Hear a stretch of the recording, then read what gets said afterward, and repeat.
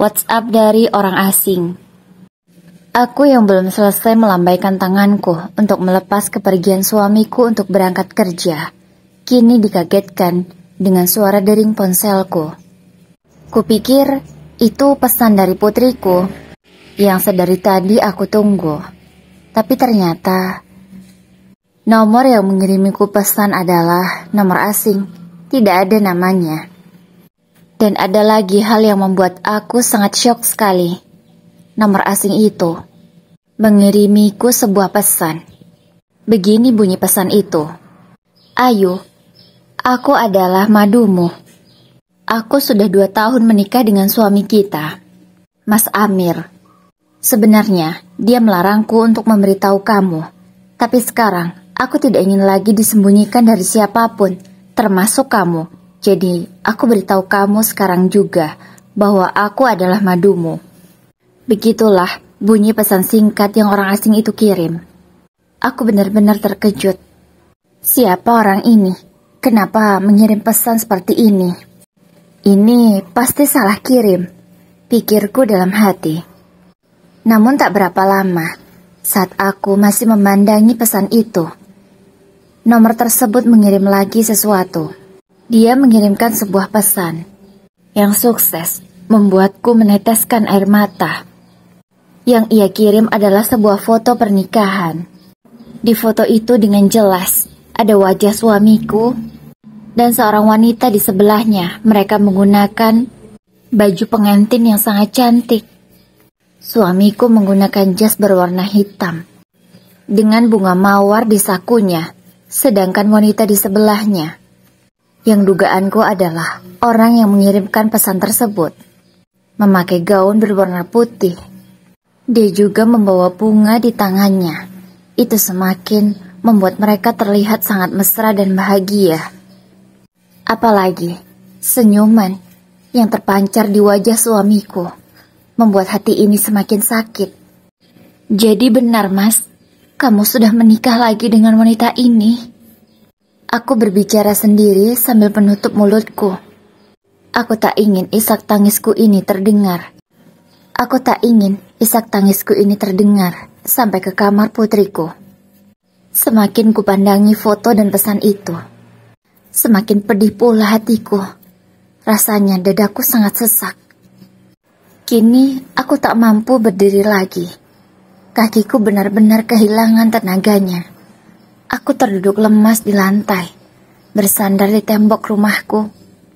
Rasanya aku benar-benar tidak percaya. Aku pun masih mensuges diriku bahwa pesan itu bukanlah nyata, hanya orang yang salah kirim saja. Sedangkan foto itu, mungkin ada orang iseng yang sengaja memakai foto suamiku, supaya dia bisa memfitnah suamiku dan menghancurkan rumah tanggaku. Karena di hatiku merasa tak percaya, aku segera menelpon nomor itu. Masih dengan keadaan lemas dan menangis, air mata ini tidak mau berhenti mengalir. Aku segera mengklik simbol di WhatsApp berbentuk telepon itu. Menunggu beberapa saat, akhirnya panggilanku terhubung. Di layar ponsel, tertera keterangan berdering. Namun setelah beberapa saat, tidak juga diangkat. Aku pun mematikannya, tapi ku telepon lagi. Menyambung lagi, berdering lagi, tapi tidak diangkat lagi.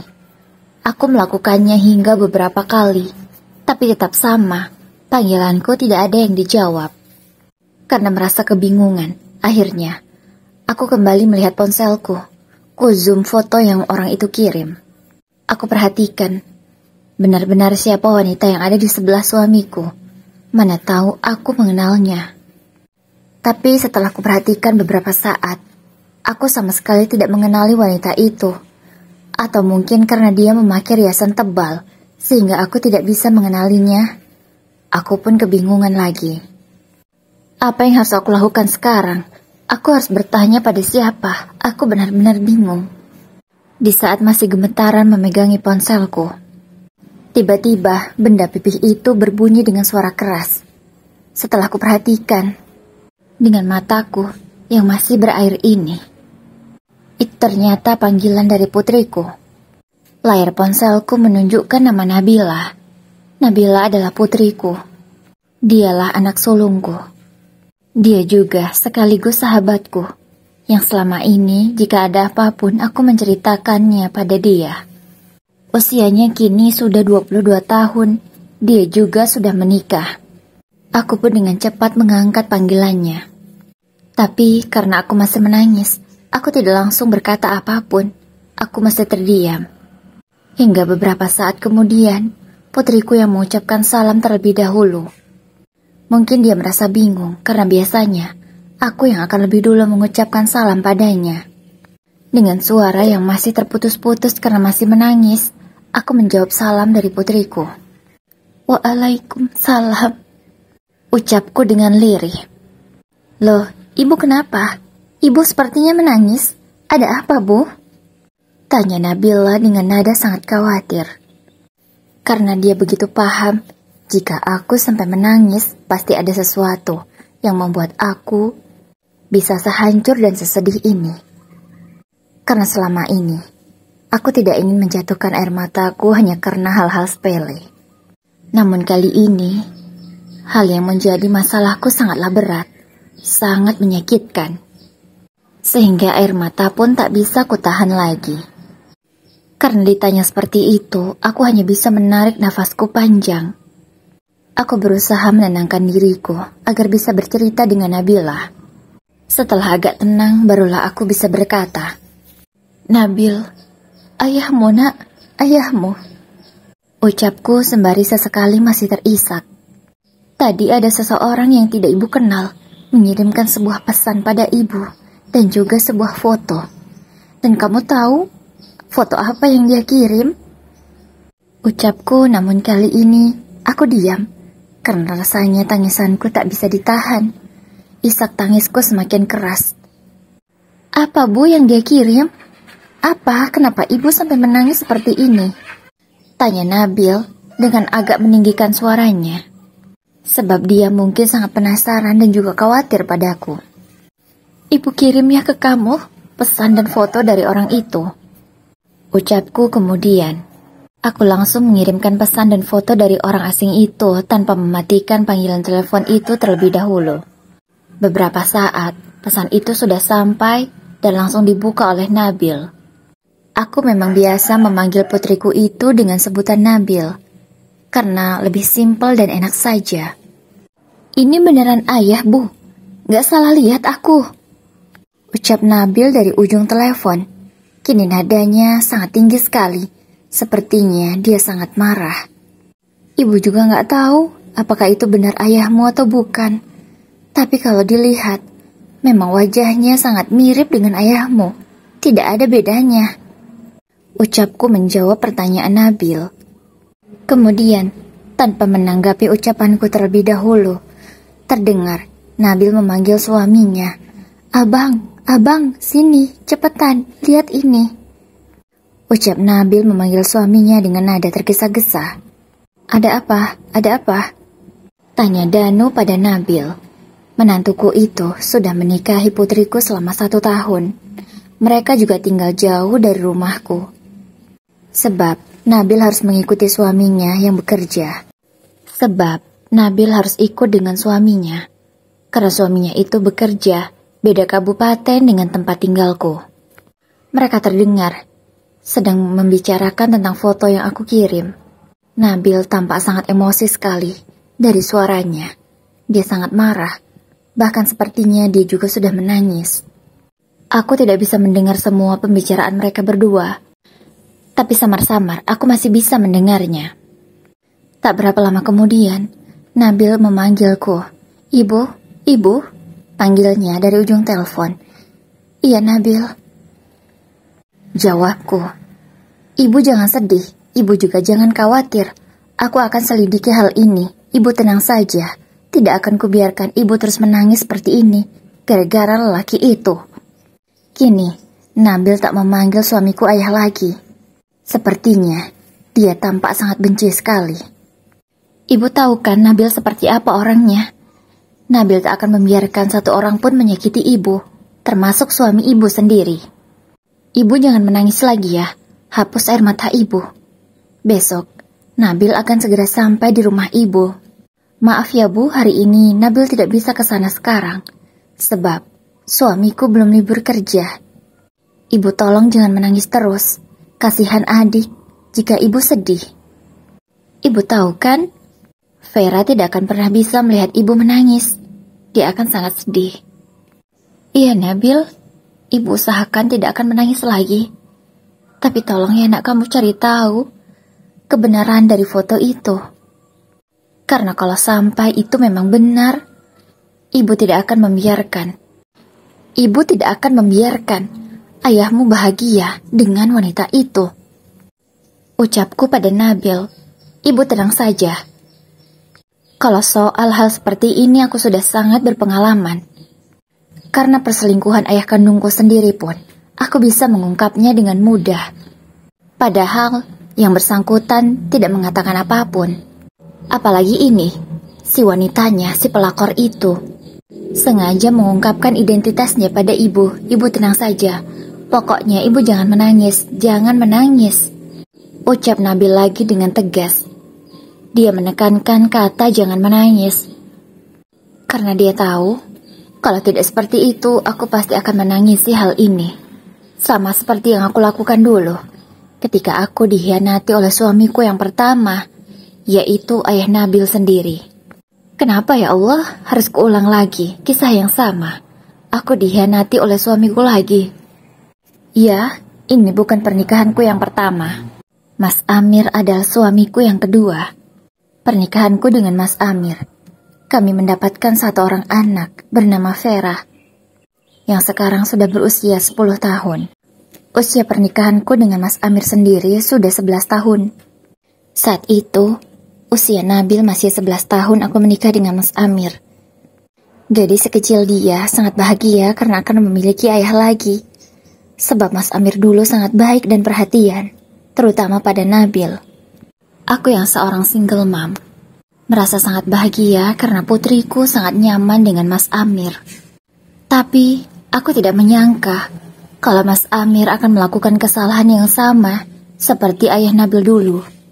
Padahal, sebelum menikah denganku, Mas Amir itu bukanlah siapa-siapa, juga tidak punya apa-apa. Dia dulu hanya karyawan biasa dengan gaji di bawah 2 juta. Sedangkan aku sendiri, aku memang wanita karir dan juga pengusaha. Aku memiliki beberapa toko sembako yang cukup laris. Usahaku itu juga aku sendiri yang merintisnya, bukan dengan ayah Nabil dulu. Aku dulu memang bekerja keras, karena cita-citaku memang ingin menjadi pengusaha. Saat masih menjadi istri dari ayah Nabil, aku sudah memiliki 2 cabang toko sembako.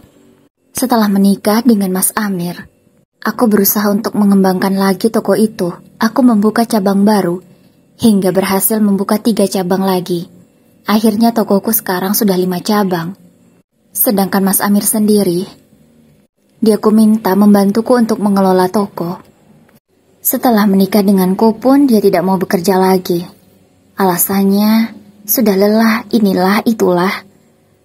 Sebenarnya, aku tidak setuju jika dia harus berhenti bekerja, meskipun gajinya tidak seberapa. Tapi, itu kan memang hasil dari kerjanya.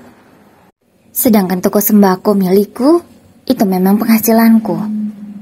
Tapi, karena Mas Amir malah tidak mau bekerja lagi, jadi aku memutuskan menyuruhnya untuk membantuku mengelola toko-tokoku.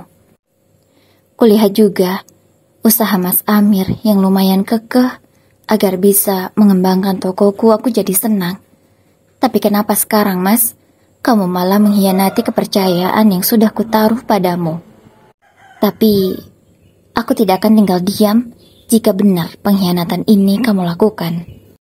Apa mungkin kamu lupa Mas bahwa kita memiliki surat perjanjian sebelum menikah? Bahwa jika kamu mengkhianatiku, kamu tidak akan mendapatkan apapun dari aku. Dan kamu harus siap keluar hanya dengan pakaian yang sedang kamu pakai saja. Lihat, tidak akan kubiarkan kamu bisa senang-senang dengan wanita pelakormu. Akan kupastikan, kamu tidak akan bisa senyum lagi setelah ini. Aku pun segera menghapus air mataku. Aku tidak ingin menangis lagi. Benar kata Nabil, Aku tidak perlu menangisi laki-laki seperti itu. Aku segera menguatkan kakiku lagi. Aku berdiri, kemudian ke dapur. Aku pun berjalan ke arah kulkas. Aku segera mengambil minuman dingin di sana. Aku meneguknya sampai habis. Untunglah, sekarang hatiku bisa tenang. Kamu harus bisa melawan semuanya. Kamu tidak boleh lemah, Ayu. Ucapku berbicara sendiri, sembari mengepalkan tanganku yang kuletakkan di atas meja. Raut wajahku yang marah ini disadari oleh pembantu rumah tanggaku. Dia adalah Mbok Sarmi. Mbok Sarmi sudah kuanggap seperti ibuku sendiri. Dia sudah sangat lama sekali bekerja denganku. Sejak aku masih menjadi istri dari ayahnya Nabil. Entah sudah berapa puluh tahun. Loh, Bu, kenapa? Tanya Mbok Sarmi merasa kebingungan. Ibu lagi marah? Tanyanya lagi. Aku segera menarik napasku panjang. Aku menjawab, enggak, Mbok, gak apa-apa. Ucapku sembari tersenyum ke arahnya. Oh ya, Mbok, kalau nanti Bapak minta sesuatu, saya akan memanggil Mbok ya. Mbok saja yang melayaninya. Karena saya tidak mau melayaninya lagi. Ucapku pada Mbok Sarmi. Karena jujur, rasanya aku sudah sangat malas sekali. Aku tidak ingin melayaninya lagi. Sebab kalau suaminya seperti dia, tak pantas mendapatkan pelayanan terbaik dari seorang istri. Setelah mengatakan itu pada Mbok Sarmi, aku segera masuk ke dalam kamar. Aku teringat surat-surat penting yang aku miliki. Setelah aku dapatkan, aku segera menyimpannya di tempat yang aman, yang hanya aku sendiri yang tahu. Aku tidak ingin kecolongan, seperti ayahnya Nabil dulu. Dia sempat menjual salah satu tanah yang aku beli. Ya, aku dulu sempat membeli sebidang tanah untuk perkebunan. Luasnya 2 hektar. Karena ayah Nabil kepepet butuh uang, sebab selingkuhannya itu ingin dibelikan rumah. Akhirnya tanah itu dijual olehnya tanpa sepengetahuanku. Sertifikat itu dicuri saat aku sedang tidur. Kali ini aku tidak ingin kecolongan lagi. Aku tidak akan membiarkan Mas Amir mendapatkan sepeser pun dari hartaku. Apalagi jika uang yang selama ini aku hasilkan diberikan oleh Mas Amir kepada selingkuhannya. Sebab dari mana lagi dia mendapatkan uang kalau bukan dari usahaku? Jadi ini Mas kelakuanmu di belakangku. Kamu sudah 2 tahun mengkhianatiku. Kamu pakai uangku untuk menafkahi istri keduamu itu. Lihat, apa yang akan kamu dapatkan nanti setelah Nabil berhasil menemukan bukti. Setelah menyimpan semua berkas-berkas penting, aku segera keluar karena putriku Vera sudah pulang dari sekolah. Ini sudah jam 12 siang. Aku segera menyambutnya, kupeluk dan kucium putriku itu. Ya ampun, putri ibu ini sangat bau keringat sekali, bau matahari. Ucapku sembari menutup hidung. Niatku memang ingin menggodanya.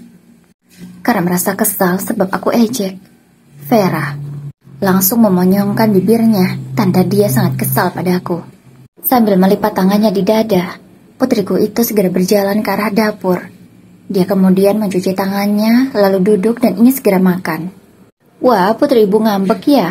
Maaf, ibu kan cuma bercanda. Tapi emang bener loh kamu bau matahari. Ucapku lagi sembari terkekeh. Karena aku sangat merasa lucu melihat ekspresi putriku itu. Biarin aja bau matahari, toh masih juga dicium sama ibu. Ucapnya membalas ejekanku. Iya, mau kamu bau matahari atau tidak, ibu akan tetap menciummu. Ya sudah, cepat makan sayang. Makan yang banyak ya. Kamu gak boleh kurus, juga gak boleh sakit. Kamu harus selalu sehat. Karena hanya kamu yang bisa menjadi penyemangat ibu. Sebab apa? Kak Nabil sudah jauh sekarang dari kita.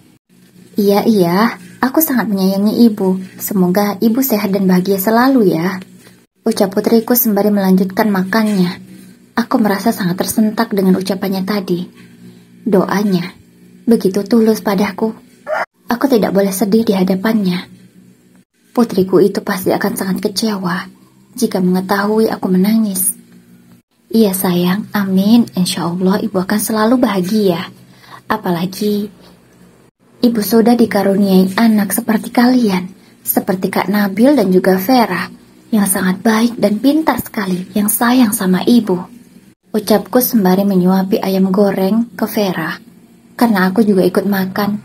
Sebab sedari pagi aku belum sarapan, karena rasanya tidak selera. Tadi pagi saat suamiku sarapan, aku tidak ikut sarapan. Karena ya aku merasa perasaanku tidak enak. Ternyata ini yang akan aku ketahui. Sayang, besok Kak Nabil mau kesini. Kamu senang kan? Hore, asik. Kak Nabil mau kesini. Ucap Vera sembari menggelengkan kepalanya karena merasa sangat bahagia. Sebab besok kakak kesayangannya itu akan datang. Singkat cerita sudah tiba di malam hari. Sampai jam 9 malam. Aku belum mendapati Mas Amir pulang. Biasanya jam 8 malam dia sudah pulang.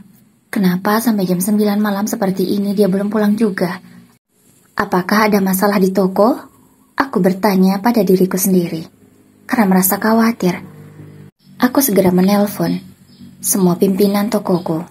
Di setiap toko aku memang menaruh satu orang kepercayaanku. Satu persatu mereka kuhubungi. Dan semuanya memberikan jawaban yang sama. Bahwa toko aman tidak ada masalah. Dan suamiku tidak ada hari ini ke sana.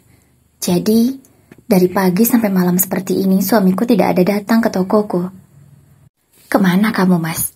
Kenapa kamu pamitnya kerja untuk mengecek toko, tapi malah tidak ada? Kemana kamu? Aku berbicara sendiri lagi. Tiba-tiba, aku dikagetkan oleh Vera, yang menanyakan soal ayahnya yang belum pulang. Ibu, ayah kemana sih? Kok belum pulang? Tanya gadis kecilku itu. Sayang, kamu tidur aja ya, gak usah nungguin ayah, ini sudah malam. Besok kamu sekolah kan? Besok juga Kak Nabil akan datang, jadi kamu tidak boleh mengantuk. Kalau kamu mengantuk, siangnya tidur gak bisa main sama Kak Nabil. Untunglah, putriku itu menurut saja. Dia kemudian memasuki kamarnya, lalu menutup pintu.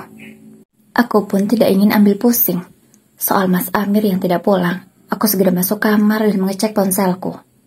Ternyata putriku Nabil sudah mengirimku pesan. Itu adalah sebuah alamat.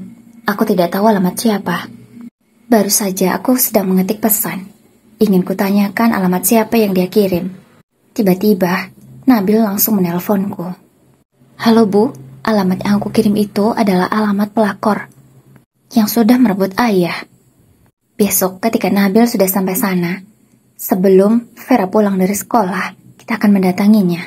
Aku juga akan sampai setelah Vera berangkat sekolah, jadi dia tidak mengetahui tentang rencana kita ini. Jadi gitu Nabil rencanamu? Tanyaku pada Nabil. Iya Bu, aku rasa rencana ini akan berhasil. Kita harus beri pelajaran kepada wanita itu. Kita harus kasih tahu dia bahwa siapa sih laki-laki yang dia nikahi. Jangan sampai dia memanfaatkan harta ibu. Aku benar-benar tidak akan terima dan tidak akan ikhlas. Iya sayang, ibu menurut saja bagaimana rencanamu. Ya, Nabil secerdas itu memang.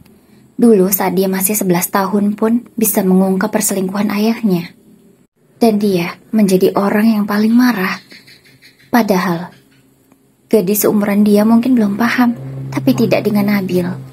Dia sudah mengerti bahwa ayahnya tidak setia denganku. Sehingga aku benar-benar memang memperjuangkan hak Nabil. Dan dia masih mengingat semuanya.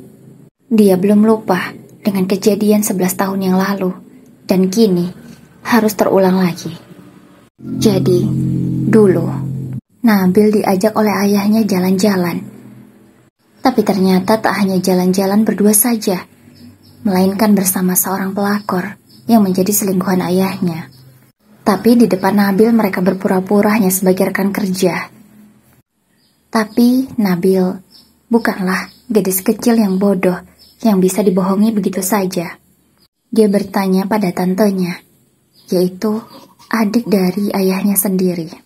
Dia memfoto wanita itu dan menanyakannya. Dah, disitulah dia dibantu oleh tantenya untuk mencari tahu siapa wanita itu. Hingga akhirnya ditemui fakta bahwa dia adalah selingkuhan dari ayahnya. Sejak saat itulah, Nabil menjadi gadis yang kuat. Dia tidak rela jika aku disakiti. Makanya sampai sekarang, dia benar-benar melindungiku, melebihi anak lelaki. Singkat cerita, Pagi pun tiba, tak kudapati juga suamiku pulang. Jangan-jangan kamu sedang di rumah pelakormu itu ya, Mas? Ucapku. Baiklah, akan kususul kamu ke sana, tapi bukan untuk ajak pulang, melainkan aku akan menyerahkanmu pada dia. Setelah mengantarkan Vera berangkat sekolah, aku pun segera bersiap-siap, karena Nabil sudah chat tadi, sebentar lagi dia akan sampai. Kurang lebih 15 menit aku menunggu, akhirnya Nabil sampai ke rumahku. Tanpa basa-basi lagi, aku segera masuk ke dalam mobilnya. Nabil datang dengan suaminya. Untunglah menantuku itu ikut juga, jadi aku merasa tenang sebab ada laki-laki. Jika ada sesuatu nanti, ada yang melindungi. Ibu tenang saja, jika pelakor itu macam-macam, aku akan langsung melibasnya, ucap Danu, sembari mengepalkan tangannya dan memukul setirnya, karena dia merasa sangat emosi juga. Sekitar 30 menit perjalanan, ternyata rumah wanita itu berada beda desa denganku. Sesampainya di depan rumah wanita itu, kami segera membelokkan mobil ke halaman rumahnya. Kulihat, ada mobil Mas Amir juga di sana, mobil yang aku belikan untuknya.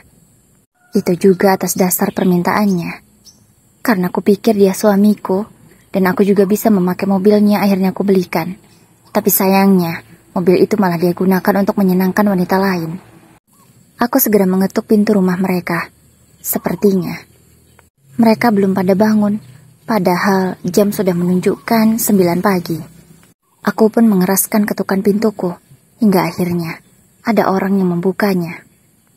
Aku benar-benar kaget, karena yang membuka pintu adalah seorang wanita paruh baya. Wajahnya sudah terdapat beberapa keriput. Siapa wanita ini? Apakah dia itu ibu dari selingkuhan Mas Amir? Aku bertanya-tanya di dalam hatiku.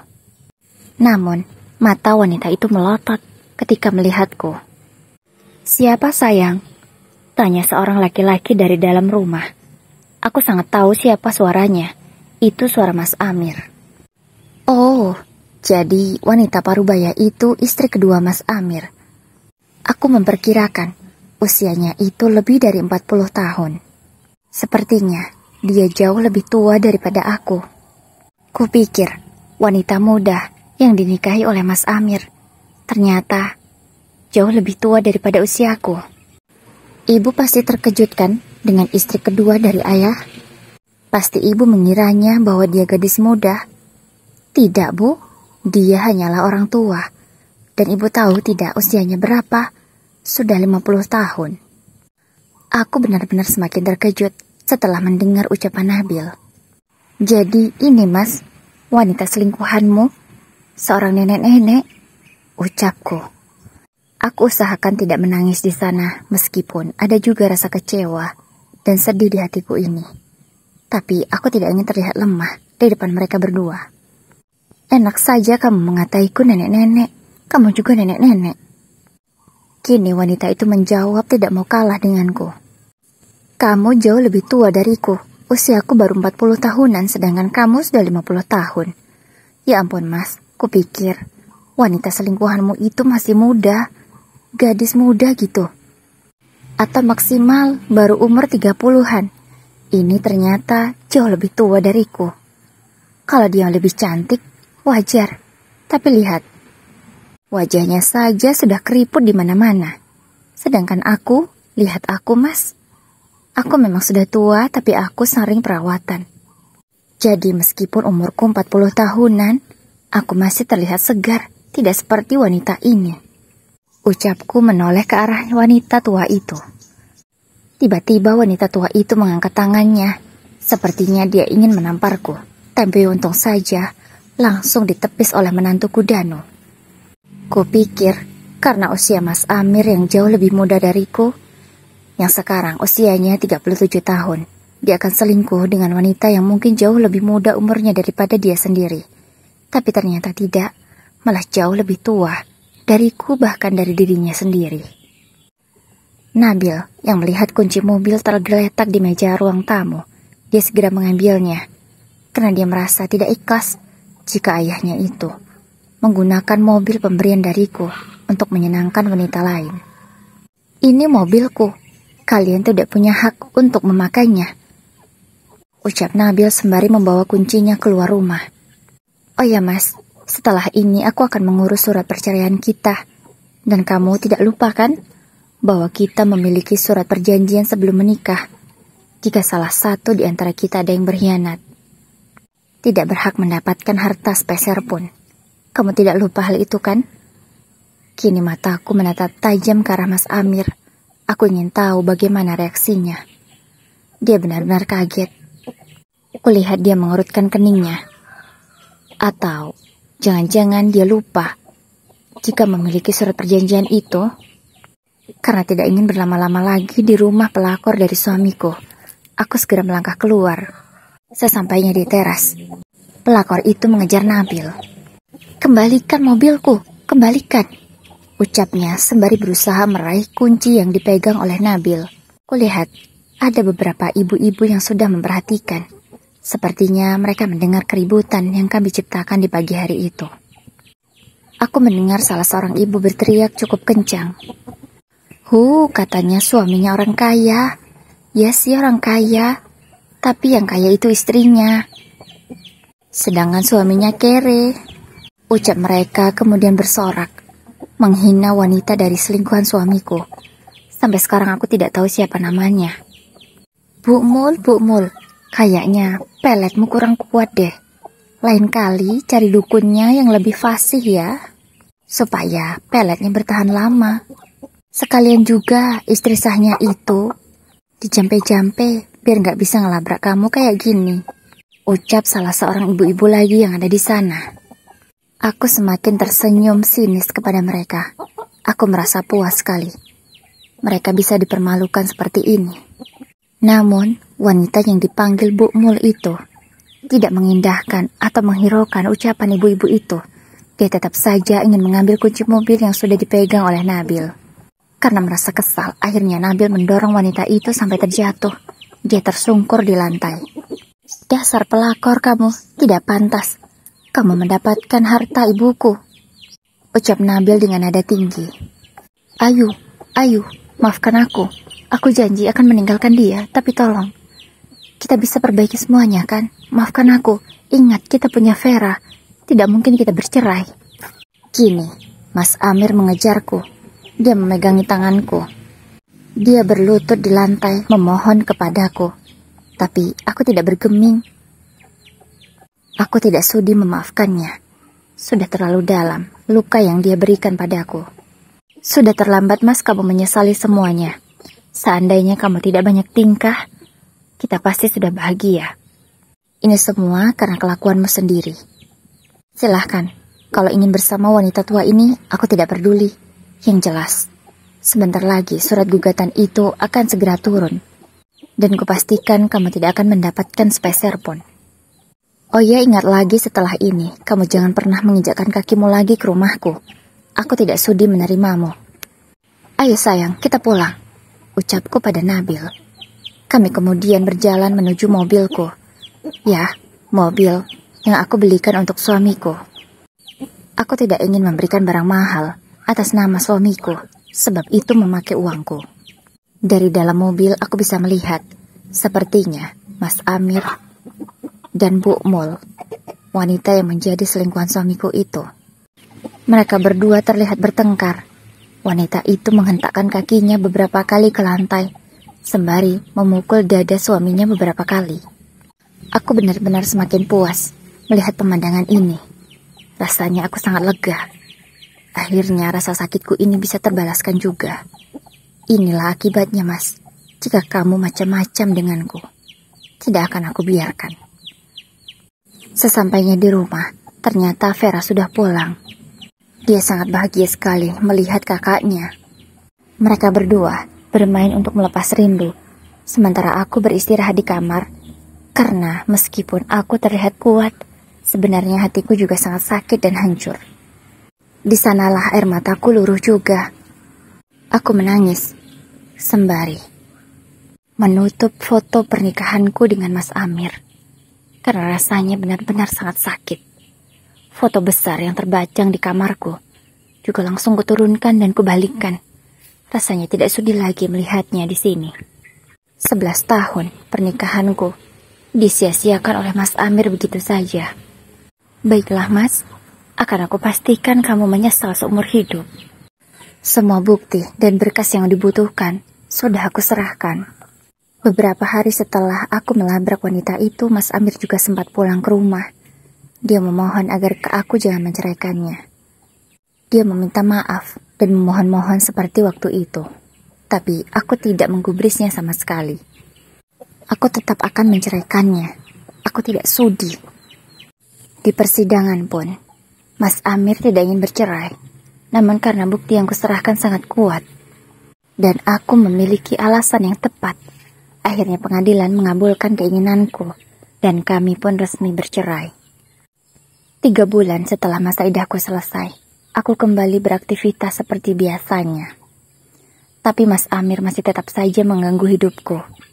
Dia masih memohon agar bisa kembali, tapi aku tidak sudi. Aku juga tidak menggubrisnya. Namun aku tetap mengizinkannya untuk bertemu dengan Vera. Sampai sekarang, Vera juga belum mengetahui bahwa ayahnya selingkuh. Aku mengatakan pada Vera bahwa ayahnya sedang bekerja di luar kota dan tidak bisa sering pulang. Aku tidak ingin Vera mengetahui lebih awal. Nanti saja, jika menurutku usianya sudah pas untuk mengetahui semuanya. Kini aku melanjutkan kegiatanku lagi seperti biasa, mengurusi toko-tokoku. Alhamdulillah, semakin hari semakin maju. Semakin ramai juga pembelinya. Hari ini saat aku sedang mengecek tokoku, tiba-tiba aku didatangi oleh Mas Amir. Dia memohon padaku. Kali ini bukan memohon untuk kembali, melainkan memohon untuk diberi pekerjaan. Sebab dia sudah tidak bekerja. Dan ternyata dia ditinggalkan oleh istri keduanya. Istrinya itu tidak mau lagi dengan Mas Amir. Setelah mengetahui bahwa Mas Amir itu miskin, tidak memiliki apapun. Mas Amir sendiri yang menceritakan semuanya padaku. Dan kini dia kata sudah bertaubat dan menyesali semuanya. Sekarang dia benar-benar membutuhkan pekerjaan, sebab di usianya yang sudah 38 tahun, tidak mudah untuk mendapatkan pekerjaan. Aku memang membencinya, namun aku juga masih sebagai manusia yang memiliki hati. Akhirnya aku memberikan pekerjaan pada Mas Amir, menjadi pramoniaga di tokoku. Mas Amir pun mau dan menerima pekerjaan itu. Ya, seperti itulah nasib Mas Amir. Dulu bos yang mengecek toko ini, tapi sekarang dia harus menjadi karyawannya. Salahmu sendiri, Mas. Sudah enak-enak hidup denganku, malah macam-macam, malah bertingkah pula. Rasakan saja akibatnya. Gumamku dalam hati.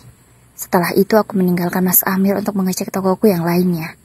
Begitulah kegiatanku setiap hari, mengecek toko-tokoku. Dan setiap hari juga aku harus bertemu dengan Mas Amir. Tapi hal itu tidak membuatku berubah pikiran, karena rasa cintaku sudah hilang untuknya. Aku hanya ingin fokus kepada Vera dan juga Nabil, putri-putriku. Saatnya aku fokus pada mereka untuk membahagiakan mereka. Aku tidak ingin lagi memikirkan soal lelaki. Namun jika suatu hari nanti aku diberikan jodoh yang baik, entahlah, kalau aku masih ingin menikah, mungkin aku akan menikah lagi. Namun jika tidak, aku lebih baik sendiri. Sebab aku masih takut jika harus mengalami kejadian yang sama.